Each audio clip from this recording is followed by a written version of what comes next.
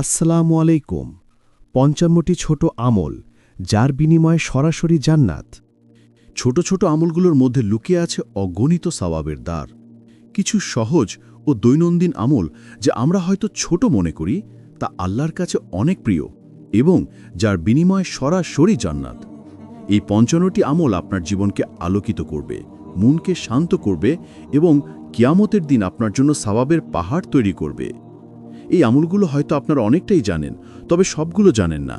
তাই এক ভিডিওতে সব আমল জেনে নিন। কয়টি আমল করেন এবং কয়টি আমল করেন না তা কমেন্টে জানান। আমলগুলো হলো: ১. রোগীর খোঁজ খবর নেওয়া। রাসূলুল্লাহ সাল্লাল্লাহু আলাইহি ওয়াসাল্লাম ইরশাদ করেন, যে ব্যক্তি কোনো মুসলিম ভাইয়ের রোগের খোঁজ খবর নেয়, আল্লাহ ৭০,০০০ ফেরেশতাকে তার মাগফিরাতের দোয়ায় নিযুক্ত করে দেন।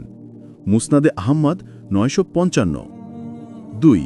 প্রতি মাসের আয়ের একটা অংশ এতিমখানা বা মসজিদ মাদ্রাসা বা গরিব দুঃখী বিধবা ও দুস্থদের মাঝে দান করবেন, হোক সেটা অতি অল্প।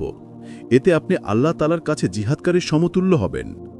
সহিহ বুখারী হাদিস নং ৬০০৭। ৩. অন্যের জন্য দোয়া করা। যখন কেউ তার ভাইয়ের জন্য দোয়া করে, তখন ফিরিশতারা বলেন, আমিন, তোমার জন্যও তা। সাহিহ আল জামি 2143। আমিও প্রতি শুক্রবার খতমের শেফা পড়ে আপনাদের সবার জন্য দোয়া করি। ৪. রাসূলুল্লাহ সাল্লাল্লাহু আলাইহি ওয়াসাল্লামের উপর সকালে ১০ বার ও সন্ধ্যায় ১০ বার দুরূদ পড়ুন। এতে আপনি নিশ্চিত রাসূলের সুপারিশ পাবেন। সহিহ তারগিব হাদিস নং ৬৫৬। ৫. সকালে ১০০ বার ও বিকালে ১০০ বার সুবহানাল্লাহিল আজিম ও বিহামদিহি পড়লে সৃষ্টিকুলের সমস্ত মানুষ থেকে বেশি মর্যাদা দেওয়া হবে। আবু দাউদ হাদিস নং ৫০৯১। ৬. সকালে ১০০ বার ও সন্ধ্যায় ১০০ বার সুবহানাল্লাহি ওয়া বিহামদিহি পাঠ করলে কিয়ামতের দিন তার চেয়ে বেশি সওয়াব আর কারো হবে না। মুসলিম হাদিস নং ২৬৯২। ৭. প্রত্যেক অজুর পর কালেমা শাহাদত পাঠ করুন। এতে জান্নাতের ৮টি দরজার যে কোনো দরজা দিয়ে প্রবেশ করতে পারবেন। মুসলিম হাদিস নং ২৩৪। ৮. প্রত্যেক ফরজ সালাত শেষে আয়াতুল কুরসি পাঠ করুন। এতে মৃত্যুর সাথে সাথে জান্নাতে যেতে পারবেন। সিলসিলা সাহিহা ৯৭২। ৯. প্রত্যেক ফরজ সালাত শেষে ৩৩ বার সুবহানাল্লাহ, ৩৩ বার আলহামদুলিল্লাহ, ৩৩ বার আল্লাহু আকবার এবং একবার লা ইলাহা ইল্লাল্লাহু ওয়াহদাহু লা শারীকা লাহু লাহুল মুলকু ওয়া লাহুল হামদু ওয়া হুয়া আলা কুল্লি শাইইন কাদির পাঠ করুন। এতে আপনার অতীতের সব পাপ ক্ষমা হয়ে যাবে। সহিহ মুসলিম হাদিস নং ১২২২৮। ১০. প্রতি রাতে সূরা মুলক পাঠ করুন। এতে কবরের শাস্তি থেকে মুক্তি পেয়ে যাবেন। সিলসিলা সহিহা ১১৪০। ১১. সকালে ও বিকালে ১০০ বার সুবহানাল্লাহ, ১০০ বার আলহামদুলিল্লাহ, ১০০ বার আল্লাহু আকবার এবং ১০০ বার লা ইলাহা ইল্লাল্লাহু ওয়াহদাহু লা শারীকা লাহু লাহুল মুলকু ওয়া লাহুল হামদু ওয়া হুয়া আলা কুল্লি শাইইন কাদের পাঠ করলে অগণিত সওয়াব হবে। সহিহ তারগিব হাদিস নং ৬৫১। ১২. মানুষের প্রয়োজন পূরণ করা। যে ব্যক্তি তার মুসলিম ভাইয়ের প্রয়োজন পূরণ করে, আল্লাহ তার প্রয়োজনও পূরণ করেন। এবং যে ব্যক্তি মুসলিম ভাইয়ের বিপদ দূর করে, আল্লাহ কিয়ামতের দিনে তার কিছু কষ্ট দূর করে দেবেন। মুসলিম হাদিস নং ২৬২৮। ১৩. ফরজ সালাত শেষে হাদিসে বর্ণিত জিকির, দুয়ার আমল করা। ফজর ও মাগরিবের পর সূরা হাশরের শেষ ৩ আয়াত পড়া। তিরমিজি ২৯২২। ১৪. আজানের জবাব দেওয়া। আজানের পর হাদিসে বর্ণিত দোয়া পড়া, হাত উত্তোলন না করে। সহিহ মুসলিম হাদিস নং ৩৮৪। ১৫. চলতে ফিরতে ছোট বড় সকলকে সালাম দেওয়া, সালাম দিয়ে কথা শুরু ও শেষ করা। সহিহ মুসলিম হাদিস নং ৫৪। ১৬. ভাত বা যে কোনো খাবার খাওয়ার সময় সমতল জায়গায় বসে দস্তরখানা বিছিয়ে বিসমিল্লাহ বলে দোয়া পড়ে খাওয়া, কিছু পড়ে গেলে তুলে ধুয়ে খাওয়া, খাওয়া শেষে আলহামদুলিল্লাহ পড়া। সহিহ মুসলিম ২০৩৪। ১৭. ঘুমানোর আগে সূরা মুলক তিলাওয়াত করা, ৩ কুল, ইখলাস, ফালাক, নাস পড়ে ৩ বার শরীর দম করা, ঘুমের দোয়া পড়া, আয়াতুল কুরসি পড়া, সূরা কাফিরুন পড়ে ডান কাত হয়ে শোয়া। সহিহ বুখারী ৫০১৭। ১৮.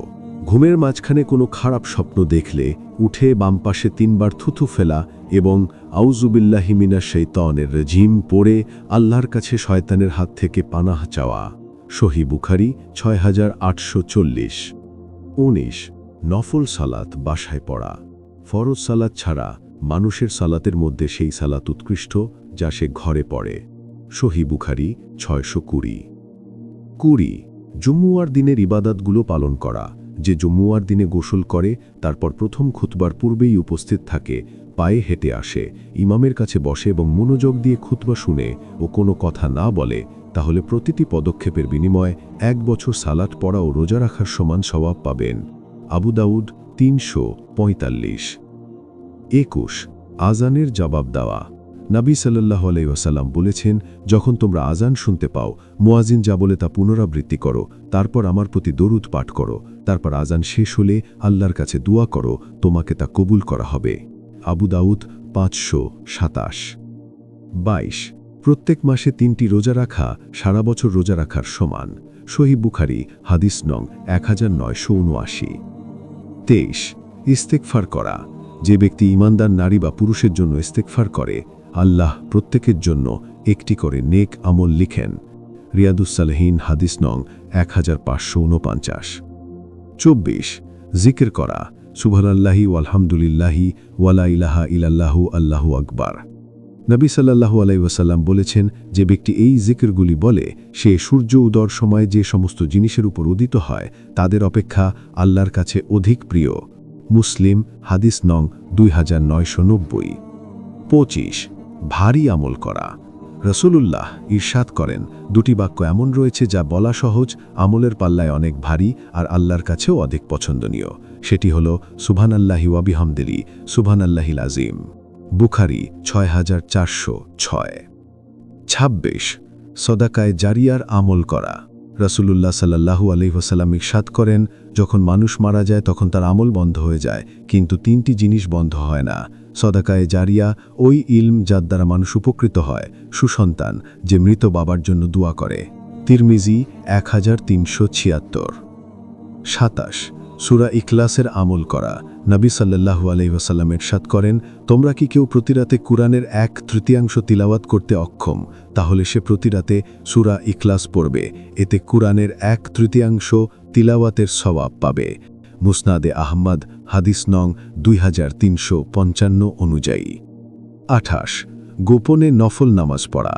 রাসূল সাল্লাল্লাহু আলাইহি ওয়াসাল্লাম ইরশাদ করেন, জনসম্মুখের তুলনায় লুকিয়ে নফল নামাজ পড়ার মধ্যে 25 গুণ বেশি সওয়াব।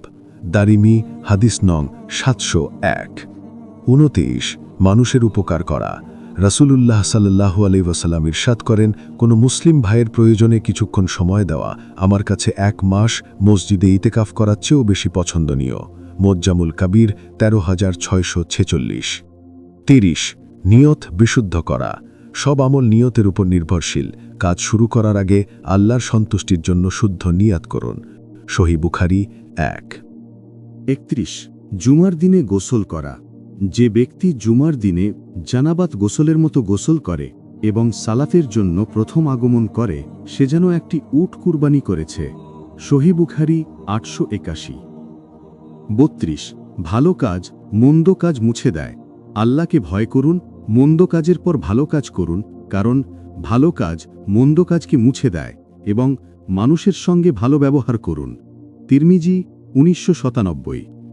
33 বাজারে প্রবেশ করে লা ইলাহা ইল্লাল্লাহু ওয়াহদাহু লা শারীকা লাহু লাহুল মুলকু ওয়া লাহুল হামদু ইউহয়ি ওয়া ইউমীতু ওয়া হুয়া হাইয়্যুল লা ইয়ামুত বিয়াদিহিল খায়র ওয়া হুয়া আলা কুল্লি শাইইন কাদির পাঠ করুন।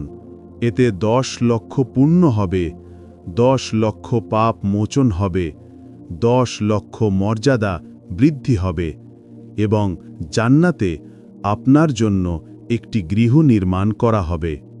34 বাড়িতে সালাম দিয়ে প্রবেশ করুন, এতে আল্লাহ তাআলা নিজ জিম্মাদারিতে আপনাকে জান্নাতে প্রবেশ করাবেন। ইবনু হিব্বান হাদিস নং 499।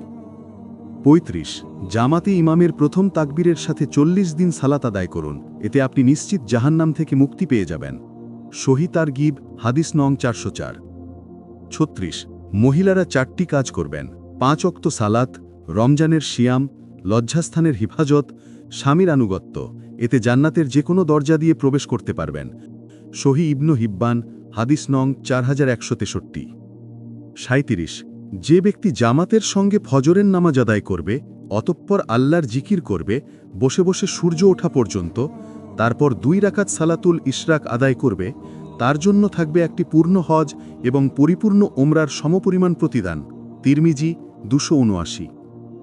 38 প্রতিটি ভালো কাজ ডান দিক দিয়ে বিসমিল্লাহ বলে শুরু করা।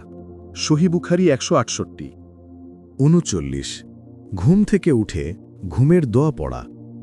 আলহামদুলিল্লাহিল্লাযী আহইয়ানা বা'দামা আমাতানা ওয়া ইলাইহিন নুশুর।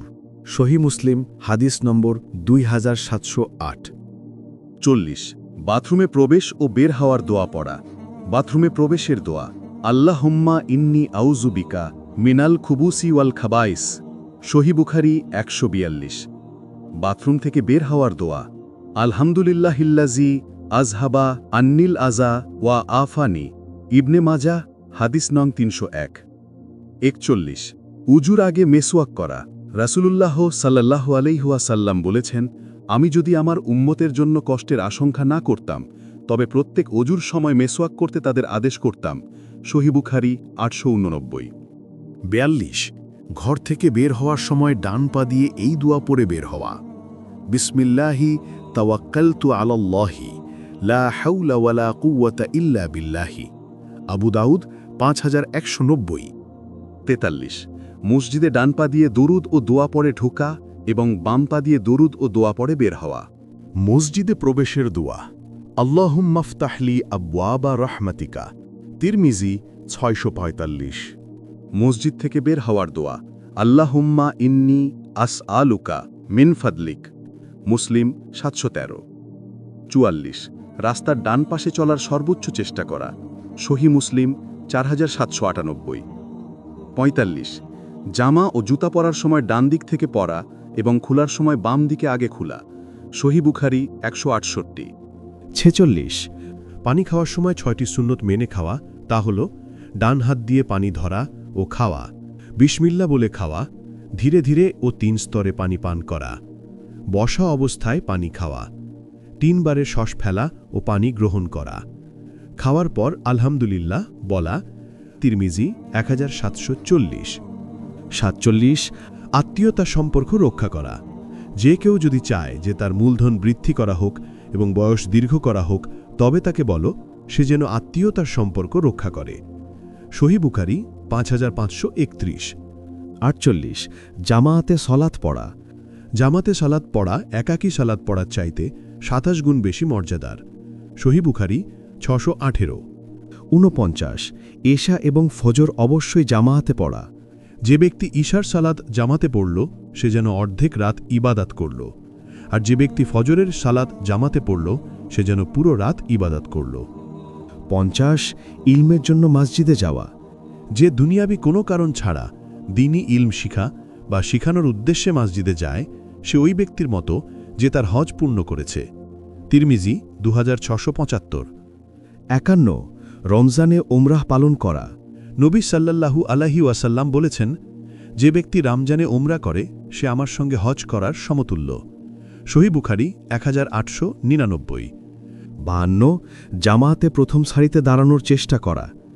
রসূলুল্লাহ সাল্লাল্লাহু আলাইহি ওয়াসাল্লাম প্রথম সারির জন্য 3 বার এবং দ্বিতীয় সারির জন্য 1 বার ক্ষমা প্রার্থনা করতেন। সহিহ বুখারী 636। 53 রমজানের এবং শাওয়ালের রোজা রাখা। যে ব্যক্তি রমজানের রোজা রাখল তারপর শাওয়ালের 6টি রোজা রাখল, সেই যেন 1 বছর রোজা রাখল। সহিহ মুসলিম হাদিস 1164। 54 রোজাদার ব্যক্তিকে ইফতারি করানো। যে ব্যক্তি কোনো রোজাদারকে ইফতারি করায় সে তার রোজাদার সমান প্রতিদান পায়, কিন্তু এর ফলে রোজাদারের প্রতিদানের মধ্যে কোনো কমতি হবে না। তিরমিজি হাদিস নং 61। 55 লাইলাতুল কদরে ইবাদত করা। মর্যাদাপূর্ণ এই রাতটি 1000 মাসের চেয়ে উত্তম। ছোট ছোট নেক আমল আল্লাহর নিকট অনেক মূল্যবান। এগুলো নিয়মিত পালন করলে আপনার জীবন আলোকিত হবে, আর সবচেয়ে বড় পুরস্কার পাবেন সরাসরি জান্নাত।